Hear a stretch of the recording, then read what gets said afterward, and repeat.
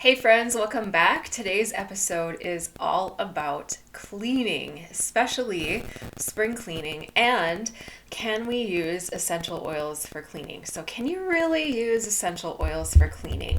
Is that something that has any positive benefit? Is that something that you might want to consider? Is that just a bunch of hogwash that people are posting on Pinterest, or does it really work? So, a couple of things to let you know first of all, and that is that there are some really great benefits to using essential oils as cleaners. Essential oils are antimicrobial. Now, they are antimicrobial in different ways. Each essential oil is going to have different sorts of chemicals and constituents within it that are going to have maybe a greater effect on bacteria versus viruses or towards fungus versus the bacteria. But when you're using a complement of different essential oils in your cleaning process, you're going to be ticking a lot of those boxes. The other benefit to essential oils is that they're essentially in low dilution like this, not going to be toxic to you. This is in opposition to many cleaning products out there that are filled with synthetic endocrine disrupting chemicals that are hard on your respiration and that can clog up your body's ability to get rid of toxicity and end up in your fat cells. For reals.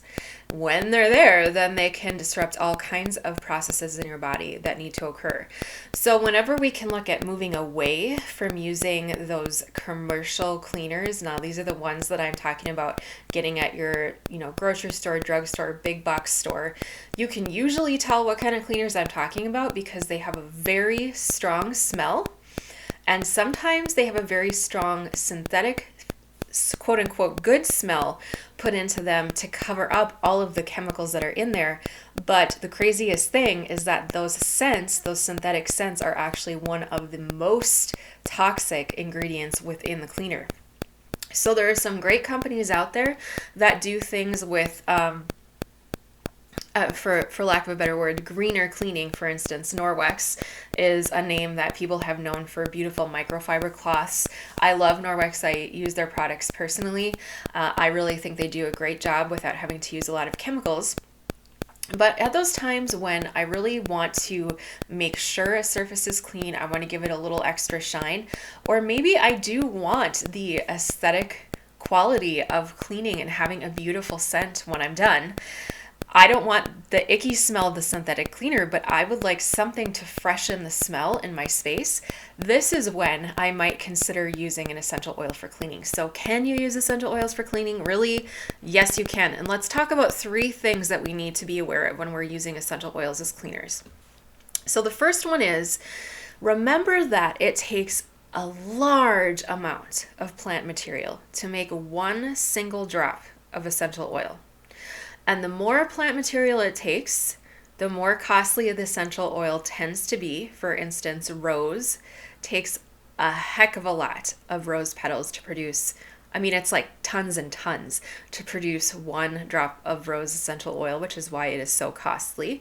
Now, something like a lavender is going to be a little less than that because you don't need quite as much lavender. And then something like lemon, citrus peels are what is the basis for finding an essential oil from a citrus is to express this citrus essential oil from the rinds, which are readily available anywhere that citrus is grown. So citrus tends to be one of the least expensive types of essential oils.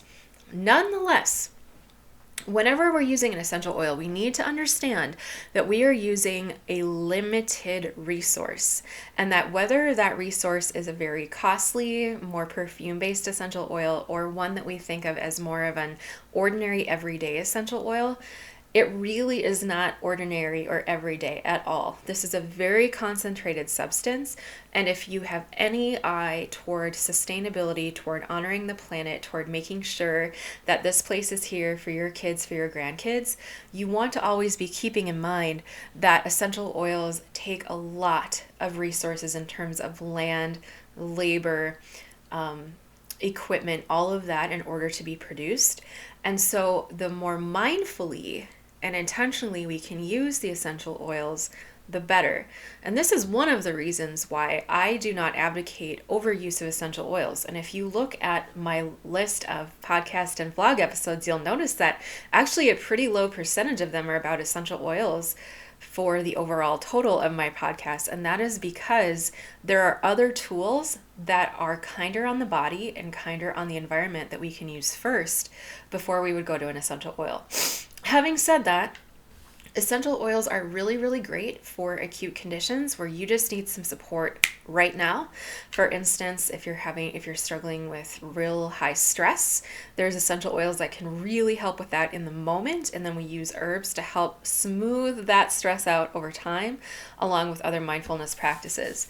When it comes to cleaning, my honest approach is less is more in terms of I don't use a lot of cleaners. I use my microfiber cloths, and then only when I really need it will I use something like Dr. Bronner's soap to use as my cleaning soap, or even, something like a Dawn dish soap, which is not necessarily real natural, but if that's what you have to work with, that is perfectly acceptable. Soap and water still works really, really well in most applications. But on those occasions, when you want to use essential oils, then looking at what essential oils are you using?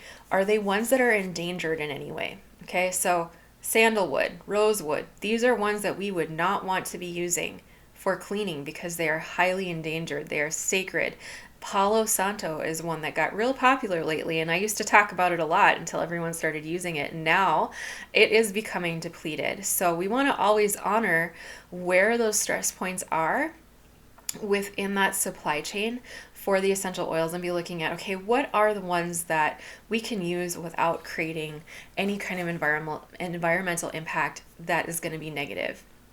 I'm going to be talking to you here in a little bit about a kit that has essential oils in it that I've been using for cleaning that I love. And one of the things I love the most about this kit is that it comes from a company called Mountain Rose Herbs, that their core mission and purpose since the very beginning of their company has been earth care as being a very prominent part of how they produce all of the products that they put out. So when I'm using this kit, I already know that sustainability has been taken into mind, and I'm not going to find any essential oils in that kit that are endangered plants, that are ones that haven't been produced with that earth care principle very much first and foremost. Okay, so that is the first thing that you need to consider, sustainability of the essential oil that you're going to use. Second thing that you need to know, that you need to be aware of when you're using essential oils for cleaning, is safety of your surfaces. So let me tell you the mistake that I made. This was bad. Years ago, my brother and sister had given me a beautiful dark stained coffee table as a wedding present. And I was moving into my first home, and it was like a beautiful, prominent piece of furniture in my new space. I loved it. I was so proud of it. I thought of my siblings every time I looked at it, and I wanted to take really good care of it. Now, this is before I was trained as an aromatherapist, but I was dabbling a lot, and I had essential oils on hand, and I said, oh, I'm going to use some of this orange essential oil in some carrier oil, and I'm going to use that to polish my coffee table. Bad idea, because either the essential oil that I had was oxidized, or it was not a pure essential oil, or it was one that I shouldn't have been using on that stain. But it took that beautiful dark stain and put huge streaks into it, like bright orange streaks into it, not attractive, pretty much ruined the coffee table. I've had to cover it up with another surface for years. I didn't get rid of the coffee table, but I was really, really sad.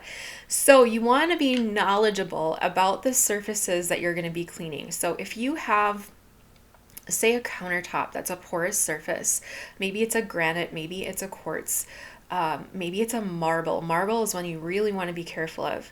You want to look at the instructions that your manufacturer has given you about that surface, if that surface has been treated or not, if you should be using any kind of cleaners on that surface or not, and what kinds of cleaners are safe to use. If you have any questions, if you should be using essential oils on it, you could always call the manufacturer and see if they know anything about that. But one of the easier ways to do it is to make your solution your diluted solution, which I'll talk about here in a moment, and then spot test that solution on an inconspicuous part of whatever surface you're going to be cleaning. So maybe the underside of a countertop, just under the lip where no one's going to see, or if you're going to be doing a furniture polish, maybe part of the wood that is very not visible in most angles to most people. So you can just make sure that you're not going to have a disaster like I did with my coffee table. Always spot test. By the way, this same principle applies whenever you're going to be putting essential oil on the skin. You always want to dilute it. And then you want to spot test, especially if you're a person that has a high level of sensitivities, allergies, you have compromised immunity, if you have skin conditions, you want to do the same thing. You want to put a little bit on your skin and give it, 24 to 48 hours to make sure that you don't have any kind of a reaction to it. So how you would take care of the body is how you want to take care of your home. We've talked about creating that hearth space, and the spring cleaning is part of creating that hearth space. So we want to make sure that we're doing that in a way that is honoring those materials and those areas in your home that you want to keep beautiful without doing undue damage to them. So that's number 2 tip. Make sure that you can actually use the essential oil on the surface that you're going to be cleaning. Tip number 3, very, very important, is that you want to choose the right cleaning solution, whether it's water, alcohol, vinegar, carrier oil, for your surface, and then you want to dilute your essential oil properly into the cleaning solution. So it might be tempting to just put a whole bunch of drops into your spray bottle with some water and use that to, wash your windows or whatever. And maybe for windows that would be fine. But for other surfaces, you might end up with too much essential oil, which A, doesn't honor the sustainability thing that we talked about, and B, could do some damage to the surfaces that you're cleaning. So I want to recommend to you all that if cleaning with essential oils is something that is of interest to you, that you actually use a kit that has essential oils that have been tested by aromatherapists to be used in cleaning. So I'm showing on my vlog right here the beautiful new green cleaning essential oil kit from Mountain Rose Herbs. I'm going to be putting a link to this in the show notes. So if this is of interest to you, I'm also going to be including a 15% off coupon code and a link for you to use for the purchase of this. That 15% off is good until May, I believe. And the different essential oils that are in this kit, Atlas cedarwood, which is like the most glorious scent. It's a little bit masculine, very grounding, but at the same time very fresh. Then there is lavender, there's lemon, there's peppermint, and there's tea tree, and all of those are organic. So this kit has been put together by certified and practicing aromatherapists, and they have given you a beautiful, simple to use card within the kit that teaches you exactly what you should be doing with the essential oils. So they tell you how to store them, and then they tell you how to dilute them. So it should always be diluted in vegetable oil or massage oil, lotion, aroma spray. And so they give you the dilution rate of 1% or 2%, and when it's appropriate to use that. And then if you turn it over to the back side, on this card is each one of those essential oils, and it gives you ideas for the ways that those essential oils may be able to be used for cleaning. So warming aroma of Atlas cedarwood has subtle, spicy, and smoky notes, and it goes on to talk about that. And then cedarwood makes a lovely addition to floor cleaners and wood polishes. Lavender essential oil, it gives you some ideas, utilizing them in soap and cleaning detergents, linen sprays. You can mix it with peppermint to freshen the air or to make a vibrant soap. You could blend with tea tree and eucalyptus and surface sprays and scrubs. And so each one of these, it gives you different ideas for how to use them. Both it goes on to talk about the lemon, the peppermint, and the tea tree. I'm not going to give you all of the secrets of the kit right now. But I want to encourage you to take a look at this, because this is how you can avoid making the mistakes that I did by choosing the wrong essential oil for the wrong application, or maybe not diluting it properly, and making sure that you're using those essential oils that have been given an eye to long-term sustainability and are really honoring the earth. So really it's earth care and people care all at the same time. And that then also produces that idea of fair share for everybody, that there's health and that there's resources to go around for everybody for the long term. So again, I'm going to be putting the link for that in the show notes. And final note here is that I'm going to be opening up for another round. This is a very exclusive experience for one-on-one VIP complete holistic lifestyle makeovers.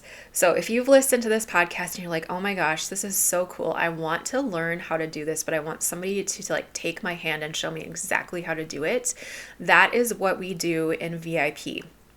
Over the course of 4 weeks, I'm going to take you through everything that I know on essential oils, herbalism, traditional Chinese medicine, Ayurveda. You're going to find out your constitution type and how you can start to empower yourself with the information that you need to live a more balanced and harmonious lifestyle. And out of that come many, many benefits. So I want to invite you to jump on a quick discovery call with me, totally free. Go to bit.ly/discoverwitherin and you can schedule your time at your convenience where we can jump on a call and see if VIP is a good fit for you. This opens up on the 19th of April and I will be closing it by the end of the month for new people into this next round, so do not miss out. All right, friends, I'm super excited to hear how your cleaning with essential oil goes. Give me your comments below. What are your favorite ways to use essential oil for cleaning? Thank you so much for joining me today. Please comment, like, subscribe, hit that notification bell. And if you're listening on your podcast apps, I always appreciate the shares and the 5-star reviews. And I'll see you next time.